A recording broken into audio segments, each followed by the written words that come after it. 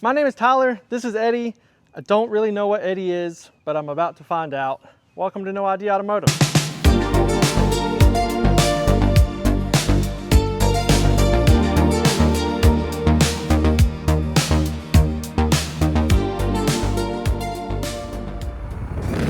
So here I have Steven, the creator of this contraption that is called Eddie, and I have Brandon behind the camera here. These boys are from the YouTube channel Xhausted, so make sure to check them out. Steven, if you would, what is this? This is a RC car inspired buggy powered by 2 electric crotch rockets. It was a thing that I came up with and couldn't shake and had to just go ahead and commit and do it. And now it's here. Took a few years to do it, but you know, it's rideable. We're gonna test drive it today. So how long did it take you to come up with Eddie here? It took no time to come up with it. The idea came just out of thin air, but I purchased the bikes in 2021 and then rode the motorcycles for 2 years while trying to come up with a chassis design that suited being able to put them in the car. We tried about 3 different iterations of chassis. That process took an additional 2 years. So I rode the bike for 2 years, made the car for 2 years, and now it's actually complete and rideable. What type of bikes are these, Brandon? If you want to come take a look, these things look cool. So what are they? This is a 2021 Zero SRF. It's about a 120 horsepower electric motorcycle, 14.4 kWh packs on each side. Everybody asks about the range. It's about 100 miles on the highway. It's probably the best it'll do. Maybe some body panels could improve that. City, 200-300 miles, and it charges it's about $1.75 to charge each motorcycle, as far as our current kWh That's not rates. bad. Yeah. And how do the 2 motorcycles communicate with each other?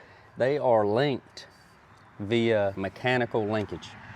So Okay. there's no digital connection between the motorcycles. Okay. If you look up under here, there's a really, really affordable method, affordable and rudimentary, of how they are attached. And I can actually kind of give you some throttle action here. Okay. So you got dual throttles, and the idea came from dual carburetors on old stuff.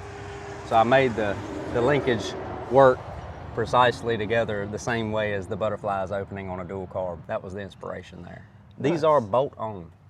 So the motorcycles can be removed, turned back into a motorcycle, and ridden. Oh, wow. I see you have 2 keys Yep. here at the top, so I'm assuming you have to turn both of them on at the same Yes, sir. time? Or individually. Okay, It so you will can run operate one at a time? Yes, sir. Does it give you weird torque steer when you do A that? little. A little bit? A little. But Okay. at coast, no. It's just under hard acceleration. Let's talk about the chassis here, the frame. So this was a dune buggy? Yes, sir. This was a Volkswagen dune buggy. It had a whole Volkswagen transmission, independent rear suspension type setup back here. I cut all that out and obviously rearranged the tubing. I did a chop top, so I lowered the top maybe 4 inches. I leaned the windshield back about 15 degrees because your typical buggy has a vertical windshield, and I just couldn't get down with it. Narrowed the rear, and then these are also factory hardwares. So this fork pin is the fork pin where your handlebars used to. This is a Zero fork pin coming through the chassis, bolting on with factory hardware. So the same thing that held the handlebars and forks on is the thing that holds the bike in the car. This is street legal, right? Yeah, perfectly street legal. It's considered an auto cycle where we live. It's not street legal everywhere, but it's street legal here. And what did you have to do to make sure it was street legal? Just research.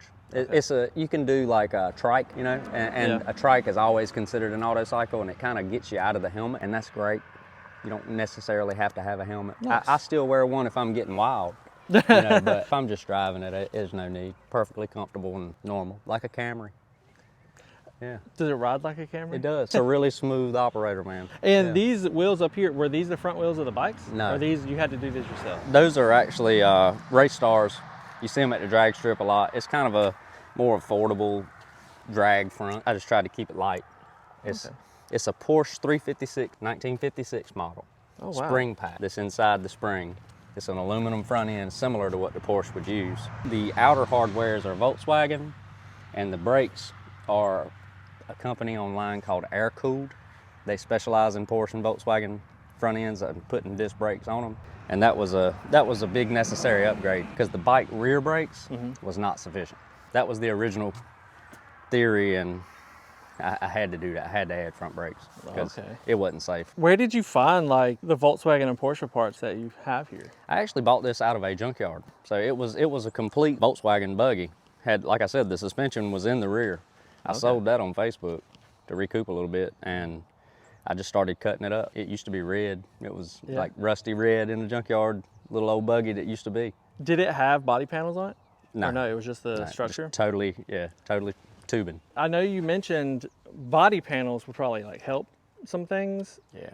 And I think you have an idea to do that, right? Oh yeah, we've got some coming. We've got a pretty unique idea for how to make some really lightweight, really aerodynamic body panels, and they'll be seeing that soon. First, we're starting with the floor because that makes it so uncomfortable, blowing your pants leg open all the time you're going down the road. Because right now it's just this piece of like vinyl material.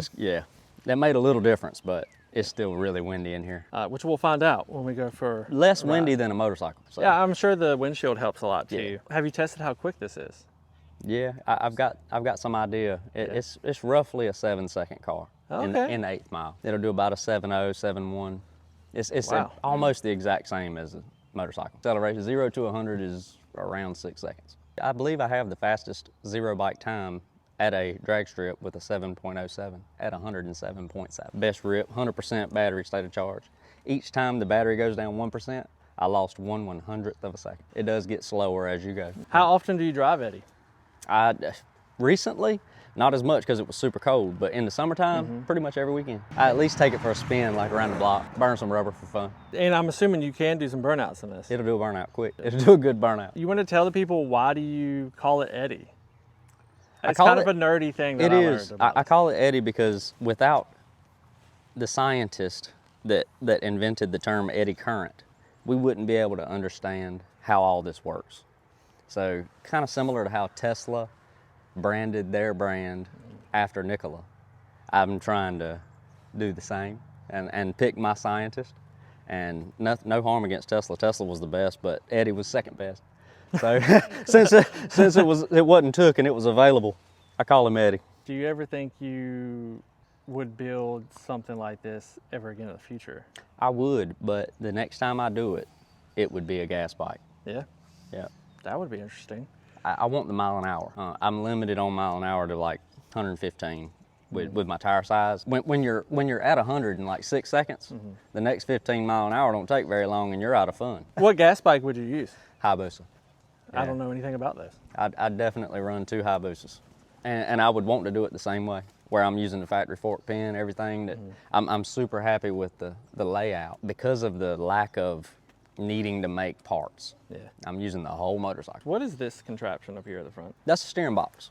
Okay. Yeah, so there's gears in that, like a worm gear. Very interesting that it just sticks out right at the front. Yeah, Volkswagen Beetles are that. So every Volkswagen Beetle and Porsches from 55 to 62 are gonna have that same setup. I just learned that you power the lights by like a drill battery. Right. Is that right? Yeah. Well, it doesn't harm any of my electrons from my horsepower. Right. Yeah. That makes sense. Yeah. So I do the headlights and I do tail lights off of drill battery, and then the turn signals and license plate light are still off the bike. Is there a mechanism inside to turn the turn signals and stuff on? I'm using the factory stuff.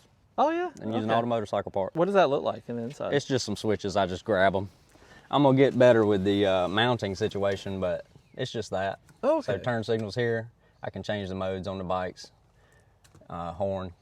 All the stuff that makes it still legal. And your steering wheel there, it's a quick disconnect? It is, yeah. It's a Cletus McFarland. Highly appreciate the guy. I was trying to win a truck and needed a steering wheel. So it all went together. And I love that steering wheel. It looks so good. I'd love to take a ride in this, even though it almost looks like a death trap. As long as you don't do any sudden stops. Yeah. All right. Well, yeah, let's go for a ride. I'm interested to see what it's like. For sure. So I'm going to attempt to get in this thing. There was no problem for Steven. You can do it. Ooh. Ooh. Oh man, you made it look easy. You in here though. Now I just got to get the seatbelt on. Yeah. First, you'll hold that one. Yeah, cool. You can sit on this one. You don't really need it. So shoulder strap over that. Like that. Oh, you see what you're doing? Through there. Like that. Cool. I feel like my dad just had to help me put my seatbelt on. Oh yeah, I forgot to mention, this is a numbered Xhausted chassis. So this chassis was made in America by some fine Americans in Ohio, and it has a VIN under this tape right here. So it does have a VIN tag, but I got it covered up so people can't read it. Okay. Yeah, because you actually, like, you go to stores and stuff and park this, and... Yeah, for sure. He's turning it on right now. Yeah. Which is kind of cool. You can just reach back there and turn it on. One's running. Keep it quiet now. Yeah, I was gonna say, doesn't sound like anything's happening. So we're currently idling, and as far as like the noise that the motors make, that's it. Yeah, I mean, that makes sense. So, I mean, your controller makes more noise than the motor. That little fan that's running, you kind of hear that. That's just keeping the controller cool. This is about as good as angle as I could get. He said that it throws sand, so I'll put a hoodie on. We're just gonna do like a launch, basically. I mean, I'm not gonna hold the brake or anything, but we'll just shoot off right out the gate here once we got a traffic-free situation. Honestly, I'm really comfortable. Yeah, the seats are great. Corbeau outdid themselves for a fixed seat. So we'll get straightened up, do a little something here. Are you ready? I'm ready. You're prepared? I'm as ready as I'm gonna be. Oh my God! Holy shit!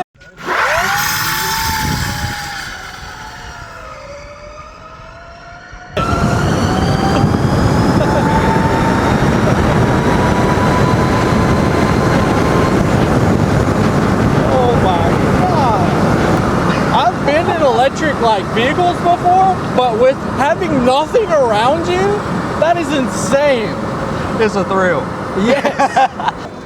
That was intense. It's got a little bit of takeoff, don't it? Yeah. I don't think I was prepared for that. And the rolling start, like if you get a 20-mile-an-hour hit, like right here, 25, and hit it, it's even better. Okay. The power band is more like right here. So. Yeah. Oh my God. Ooh, that is like take your breath away. It kind of does. It kind of pushes your chest in a little bit. Yeah. It's like all my mouth is like dry now. It is definitely my favorite car. And you know, even with like my height, any wind's like not really hitting a lot of my face or anything. Oh, that's awesome. Like it's almost perfect. That means I did some math right. Yeah. I was kind of trying to have that pickup truck effect where the bed like swirls. Right. So you're not getting face wind, you're getting back wind. It's perfectly fine. Very nice. And as far as just like cruising and stuff, like more normal driving, it's like I said, it's like driving a regular car. It's really comfortable. Gas and brake, automatic, no clutch. No shifting. You're almost sitting on the floor. I thought that it would feel like harsh, but it doesn't. No, it rides really good. The suspension is really nice. Yeah, it's a little underweight, so it does have a little bounce if you hit like bigger potholes and stuff. Okay. Because the springs don't have much weight on them. But it actually rides better with you, like with a passenger. When it's just me in it, it does get harsher. You know, a little more jumpy. Couldn't be more fun of a car. Yeah. I don't think. I couldn't have made it any funner for what I was working with. I love it. It actually takes curves and corners and stuff really well. Yeah. I don't like doing that with passengers because it puts them at risk. But when it's just me, I got some really curvy roads right here local, and I do rip it. I can imagine. Yeah. And that's the purpose of the car too. It wasn't for me to necessarily drive to, you know, the other side of town or anything like that. It's just I wanted a play toy like an RC car, like a Traxxas that I could sit in, and I think I succeeded. Yeah, I'd say it's successful. I just don't want to jump any hills with it or anything. That makes sense. Yeah, it's an on-road Traxxas. That's what it is. 3, 2, 1.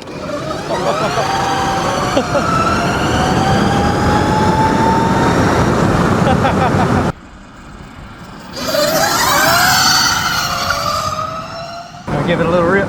Yeah, Out the sure. front like that? Yeah, let's do that.